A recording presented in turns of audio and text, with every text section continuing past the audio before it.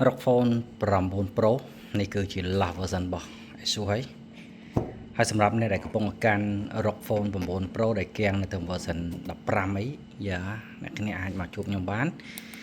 ឥឡូវវាអាចដាក់ទៅបាន version 16ហើយយ៉ាសម្រាប់អ្នកដែលចង់បានប្រភេទ ROG Phone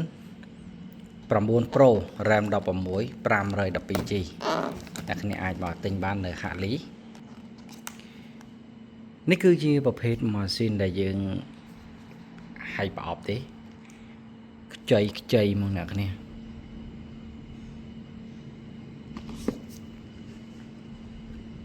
ROG Phone 9 Pro Republic of Gaming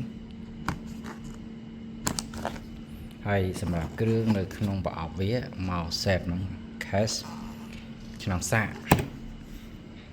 សម្រាប់តម្លៃរបស់វាគឺអែមមែនតើអ្នកគ្នា600ស្ដាងយើងលក់ជូន$645ចុះចាណានេះ$645ទេហើយសម្រាប់អ្នកដែលត្រូវការមក full box ចេះអ្នកគ្នាអាចមកទិញបាននៅហាក់លីនេះគឺនិមិត្តរូបខ្នងរបស់វាណា RAM 16 512GB ហ្នឹងROG 9 Pro អញ្ចឹងសម្រាប់អ្នកត្រូវការអីយ៉ាអាចមកមើលបានអរគុណ